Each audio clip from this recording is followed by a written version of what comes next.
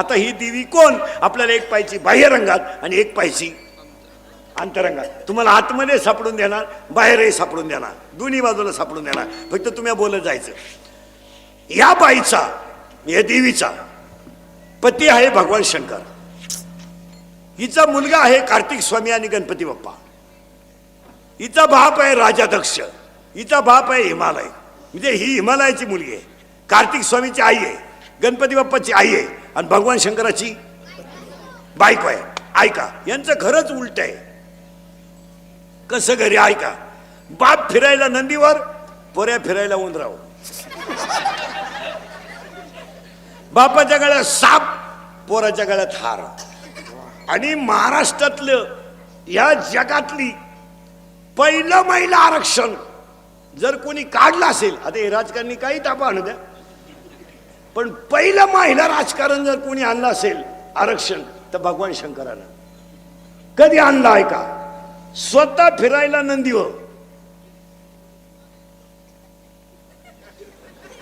पोऱ्या फिरायला उंदराव आणि बायको फिरायला वाघाव. काय डोकेबाज घरी.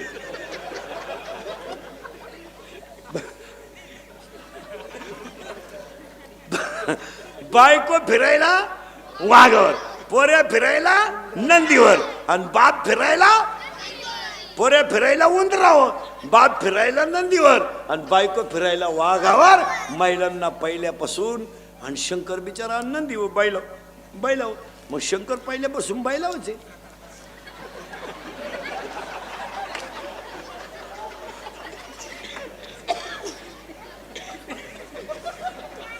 आजही बी शंकर. आता शंकर झोळीच्या द्वारे ओढितो. पार्वती स्कूटीवर मीटिंगला गेली आणि शंकर ओढितोय घरात डोळ्या. गबस, रड नको, आई मीटिंगला गेली. गबस, रड नको, आई मीटिंगला गेली. तेवढे ती बाई आली. गबस, रड नको, आपली आई आली. गबस, रड नको, आपली आई आली. तो म्हणला माई एकट्याची आली, तू इथं दिंडीत गेली. ऐका, आता हा गडी कसा झाला तयार? ही देवी कशी तयार झाली आहे का? बाह्य भाग आहे बरं का हिचा. नंतर कोणता भाग पाहायचा आहे? आंतरभाग. आता कोणता भाग आहे? बाह्य भाग. शाळेतले पोरं पटकन बोला. पप्पाचं आणि मम्मीचं भांडण झालं, सगळ्यात जास्त स्पीडमध्ये कोण बोलती? मम्मी. करेक्ट. आणि भामट्यावानी खाली मान घालून कोण ऐकतो? पप्पा. करेक्ट. मग आपल्या घरात भामटा कोण? पप्पा. घरातला हेडमास्टर कोण? मम्मी. करेक्ट. बोलायला आणणारे पोरं पटकन. पप्पा सगळ्यात जास्त घरात कोणला घाबरत्या? बस, हा 4 गुरुवारचा प्रसाद आहे.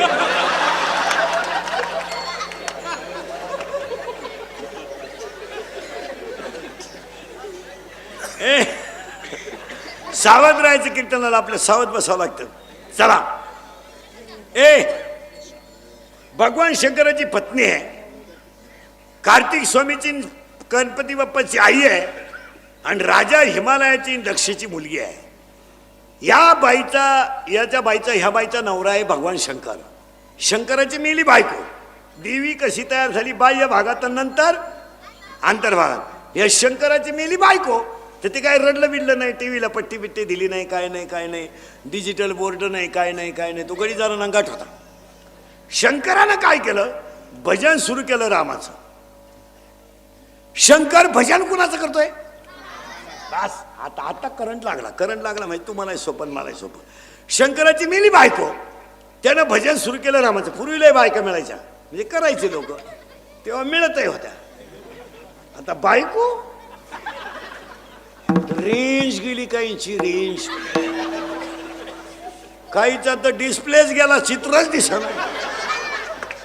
काहींना सॉफ्टवेअर मारून चित्र येईन. बायको नाही. बायको हा विषय. तुम्ही फुरसुंगीमध्ये 5 गुंठे जमीन घेऊ शकता, पण बायको करू शकत नाही.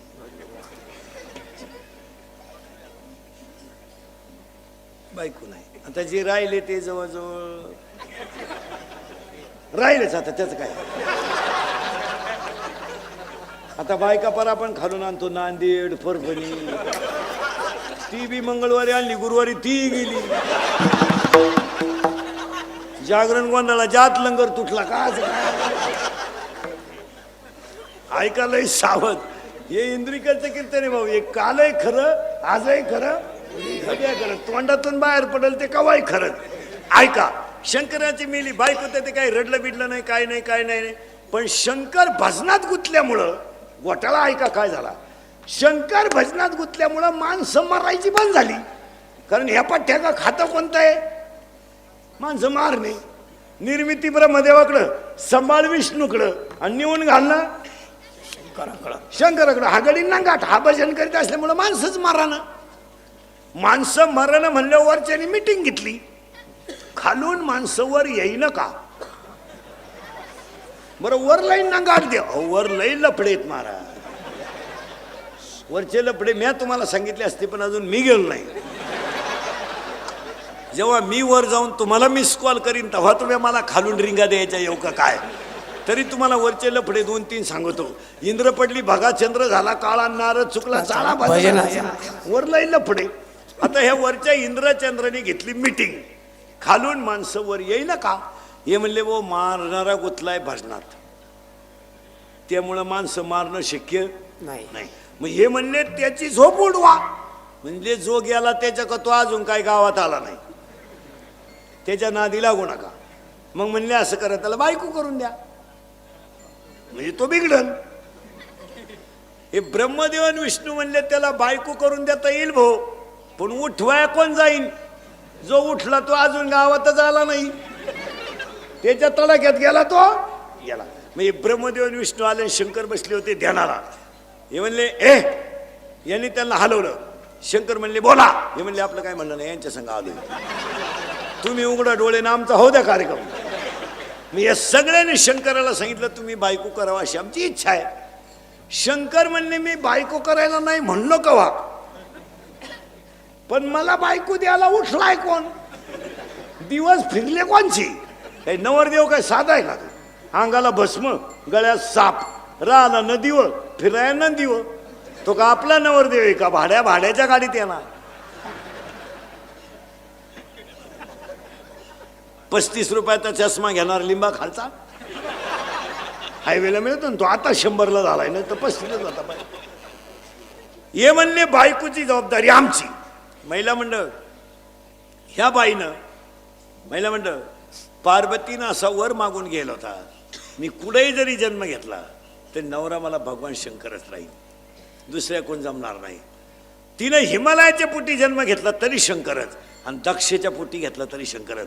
येणी सांगितलं आम्ही बायको तुम्हाला द्यायला तयार आहे. आम्ही बायको द्यायला तुम्हाला तयार आहे. आणि बायको त्यांनी पाहिली होती. ब्रह्मदेव विष्णूंनी बायको पाहिली होती. शंकराला म्हणले तुम्ही फक्त तयार व्हा. ते म्हणले तयार आहे मी. आता बायको पाहायची म्हणजे त्याला गोष्टी नाही.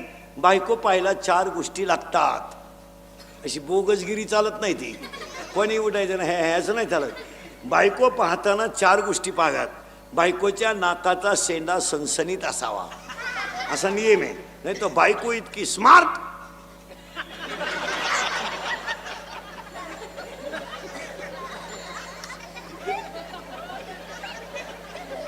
एकानं नथ केली बायकोला नथ. नागपुलीच वर वहिनं त्यानं दामन तापावला नागपुली जास्त काय. बायकोच्या नाकाचा शेंडा सणसणीत असावा. भाग्यवान स्त्रीचं कपाळ उंच असतं. स्त्रीच्या आरपार पायात प्रकाश नसावा. बायको रंगाने सावळी असावा असा नियम आहे. अजून एक गोष्ट आहे पण ती तुमच्या ध्यानात नाही येणार. आपल्या बायकोच्या डाव्या पायाचा अंगठा आणि अंगठ्या शेजारचं बोट जर अंगठ्यापेक्षा थोडं पुढं लांब असेल तर ती बाई नवऱ्याला मरेपर्यंत ताब्यात ठेवत असते. घरी गेले हो घरी गेले हो घरी गेले हो घरी गेले हो.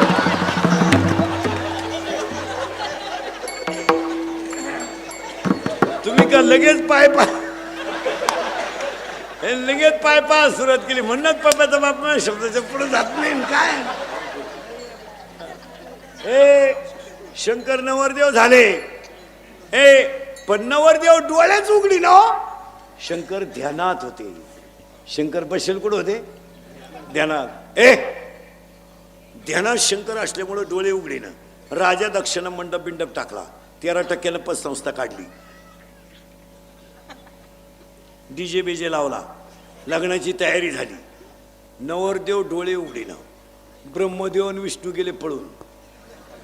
ते म्हणले जटे झाले आता, हे काही डोळे उघडीत नाही. आणि नवरीचा बाप आपल्याला हाणल्याशिवाय म्हणजे आता नवरदेव सजवायचा.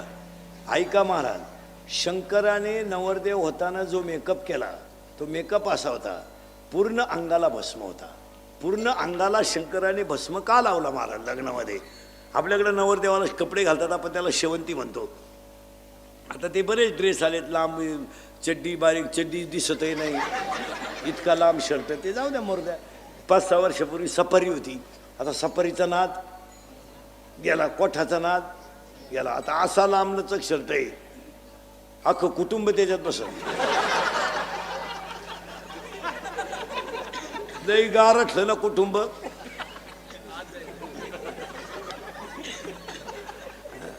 नवरदेव यार दुबळ, शर्ट चड्डी दिसाना इतके लांब. शंकरानं पूर्ण अंगाला भस्म का लावला? नवरदेव होताने शंकराने पूर्ण अंगाला भस्म का लावला? त्याचं उत्तर ऐका.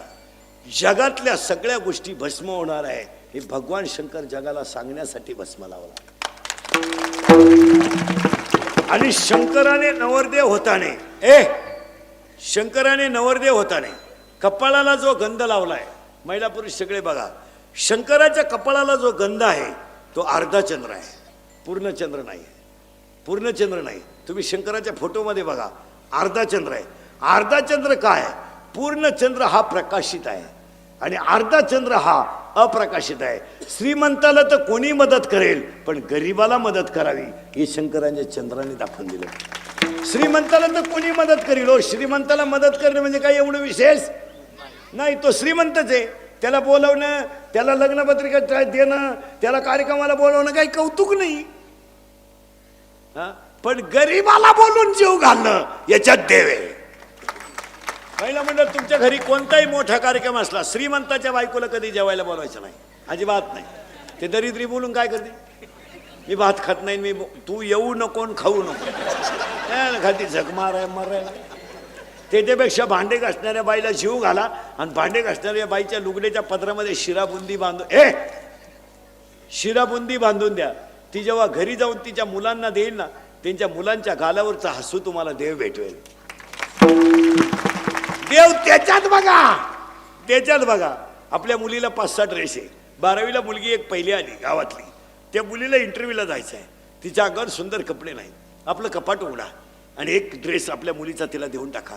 ती मुलगी ड्रेस घालून जेव्हा हसेल ना, तेव्हा तुम्हाला साक्षात पांडुरंग भेटेल. आणि साक्षात पांडुरंग भेटल्यावर तुम्हाला तीर्थाला जायची गरज राहणार नाही. एक आमचा शेतकऱ्याचा मुलगा आहे, मिलिटरीमध्ये सिलेक्शन झालंय, त्याची मिलिटरी सिलेक्शन झालंय, छाती भरली, उंची भरली. बिचारा पोरगा संध्याकाळी घरी आला आणि पोरगा आईच्या कुशीत घुसून रडला, आई मला सगळं प्राप्त झालंय ग, पण 3 महिने मला ट्रेनिंग आहे आई, आणि माझी तर परिस्थिती नाही आहे.